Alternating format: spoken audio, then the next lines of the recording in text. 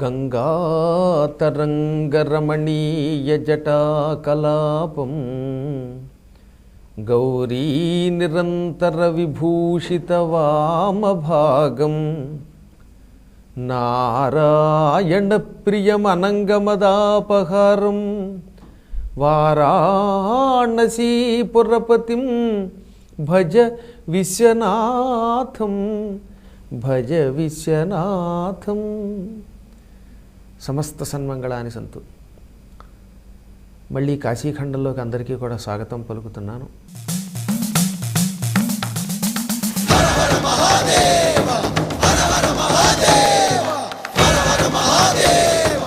ఒకప్పుడు కాశీలోకి వెళ్ళాలంటే కాశీ విశ్వేశ్వరుడి అనుగ్రహం లేకపోతే కుదరదని తెలియచేసే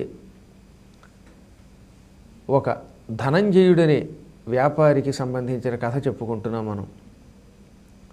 ధనంజయుడని ఒక ఆయన ఉన్నాడని, వాళ్ళమ్మ కాశీ కాశీ అని కలవరించి శరీరం విడిచిపెట్టిందని చెప్పుకున్నాం మనం. ఆవిడ ఎంత భక్తురాలు కాకపోతే అనుక్షణం కాశీ కాశీ కాశీ కాశీకి వెళ్ళాలి కాశీకి వెళ్ళాలి కాశీకి తీసుకువెళ్ళు నాయనా అని కొడుకుని బతిమాలి చివరికి కాశీ వెళ్లకుండానే మధ్యలో కాలం చేసింది వెర్రి తల్లి. అప్పుడు ఆ కొడుకు ధనంజయుడు పరమ దుఃఖం చెంది, ఇంత ఆస్తి ఇచ్చి శరీరం ఇచ్చి సమస్తం ఇచ్చి నన్ను అనుగ్రహించి ప్రేమతో పెంచిన మా అమ్మని ఒక్క కోరిక కోరితే ఆ కోరిక తీర్చలేక ఇప్పుడు శ్మశానం పాలు చేస్తున్నాను అని విపరీతమైన దుఃఖంతో అలమటించిపోయాట పాపం. ఎప్పుడైనా తల్లి కోరిన కోరిక ఎంత కష్టమైనా తీర్చాలి అని శాస్త్రం చెబుతున్నది.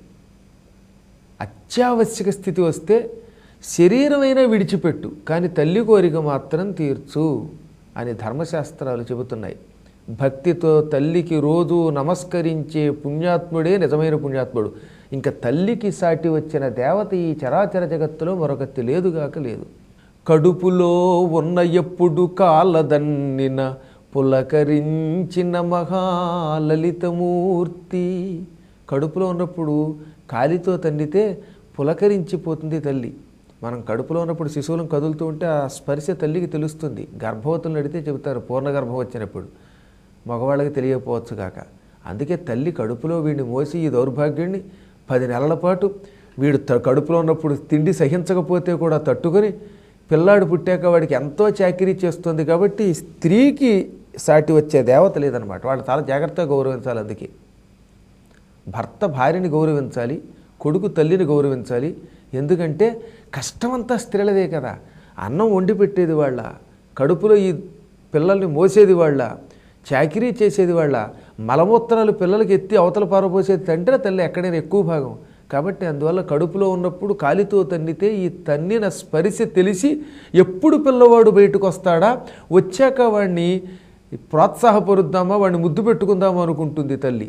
అందుకని మా అమ్మ మీద అన్నాను, కడుపులోనున్న ఎప్పుడు కాలదన్నిన పులకరించిన మహాలలితమూర్తి, పొడమిపై పడిన ఎప్పుడు చూచుకొల్చును దరహసించిన మహాకరుణ వృష్టి, బడిలోనికేగునప్పుడు గారములు చేయ సల్లాపముల బంపు సహనమూర్తి.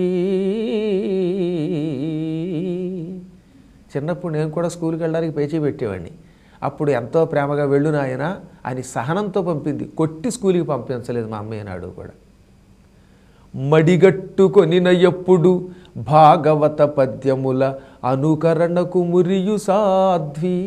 ఆవిడ మడిగట్టుకుని వంట చేస్తున్నప్పుడు భాగవత పద్యాలు చదివితే ఆ వెంట ఉండి ప్రహ్లాద చరిత్ర అంతా కంఠస్థం ఆవిడికి. అవి చదువుతూ ఉంటే నేను కూడా ఫాలో అయ్యి అవి కంఠస్థం చేశాను. అలా నేను అనుకరిస్తూ ఉంటే మురిసిపోయింది ఆవిడ. హిందీయందున ఆంధ్ర సంస్కృతములందు ఆదిశేషునకెనయైన ఎట్టి మాత. హిందీ, సంస్కృతం, తెలుగు ఈ 3 భాషల్లో మహాపండితురాలు. అందుకే ఆదిశేషుడితో సాటి వస్తుంది అన్నా నేను. నిజంగా మా అమ్మ పేరు శేషమణి. శేషమణి తల్లి కరుణా విశేషమున్న ఈ వధానము నిజము సంహృద్యమగును. మా అమ్మ శేషమణిదేవి అనుగ్రహం ఉంటే ఈ అవధానం అందరికీ ఆనందం కలిగిస్తుంది, నాకు గొప్ప ధారణ కలుగుతుంది అన్నాను. నిజంగా మీరంతా నిత్యం తల్లికి నమస్కరించండి, సమస్త శుభాలు కలుగుతాయి. అందుకే ఇతడికి ఆ జ్ఞానం ఉంది కాబట్టే, అయ్యో తల్లికి దండం పెట్టారు కానీ తల్లి కోరిక తీర్చలేకపోయానే, కాశీకి తీసుకువెళ్ళలేకపోయానే, ఇంకెందుకు నా బ్రతుకు, నేను పుణ్యాల రాశిని కాదు పాపాల రాశిని అని ఏడ్చాడు. నేను ఆత్మహత్య చేసుకుంటానన్నాడు. అప్పుడు అక్కడికి చేరిన పురోహితులు అన్నారు, నాయనా కంగారు పడకు, దురదృష్టవశాత్తు నీ తల్లికి కాలం తీరి వెళ్ళిపోయింది, అందువల్ల నువ్వు కూడా ఆత్మహత్య చేసుకుని చావడం వల్ల ఏ ఉపయోగం లేదు. మీ అమ్మని బ్రతికొండగా కాశీ తీసుకువెళ్ళలేకపోయినా చచ్చాక కాశీ తీసుకువెళ్ళి ఆవిడికి మోక్షం ఇచ్చే శక్తి నీకున్నదన్నారట. చచ్చిపోయాక కాశీకి ఎలా తీసుకువెడతామండి, ఆవిడికి మోక్షం ఎలా వస్తుంది అన్నాడు ఈయన. అదే ధర్మ సూక్ష్మం.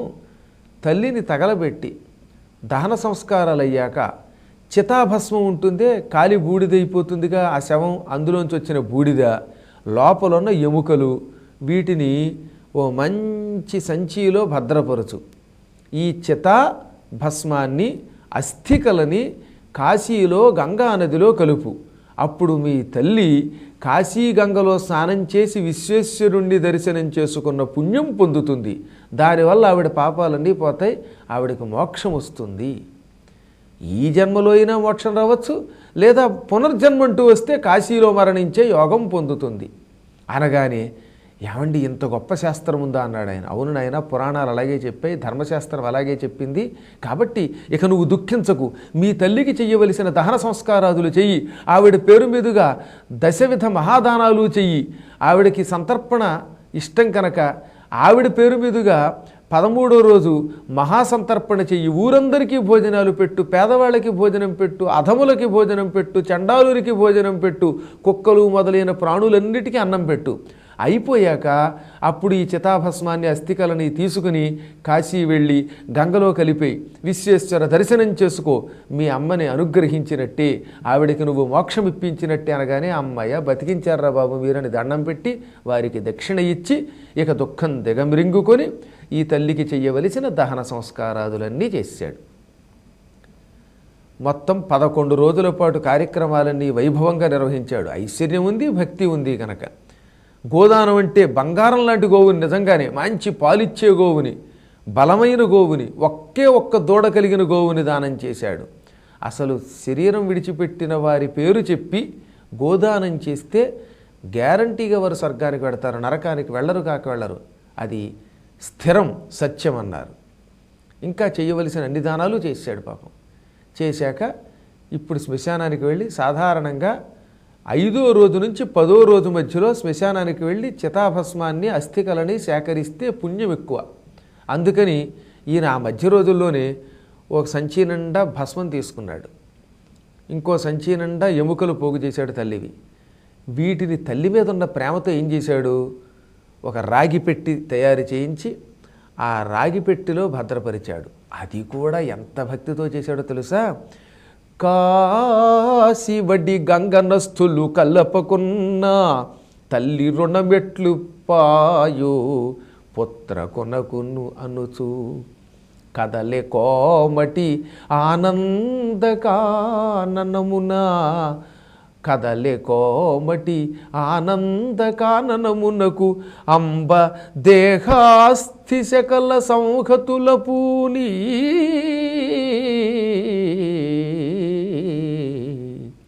కాశీలో తొందరగా అమ్మవారి అస్థికలు కలపాలి.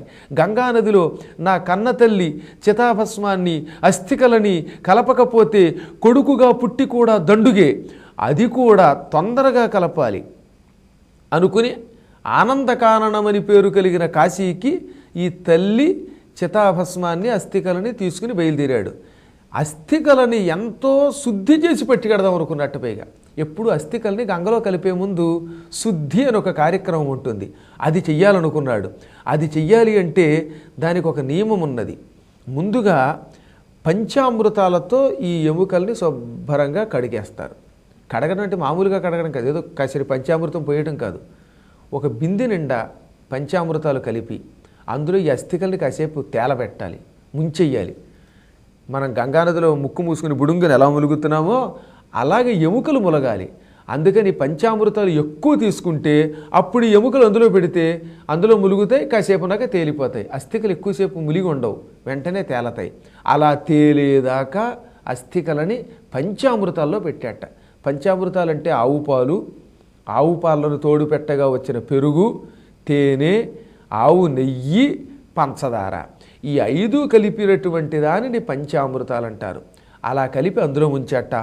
పంచగవ్యమున ఆ ప్లవనముగా వించి పంచామృతమున నభ్యంగా మార్చి అక్షకర్దమమున అనులేపమునరించి పుష్పమాల్యంబున పూజ చేసి పట్టు వస్త్రంబున పరివేష్టనమనరించి ఆ మూట తిత్తిలో అదిమితురిమి పొడవిగా కంబళంబున దృఢంబుగట్టి ముద్దగా మన్నద్ది ముద్రవెట్టి జతనముగా రాగి పెట్టెలో సంగ్రహించి అరుత తాళంబును నిచి చిక్కల వరించి అంబ అస్థులకు ఉపచారమునరించే వడమెకును బోలే గురుభక్తుడు రుజుండు.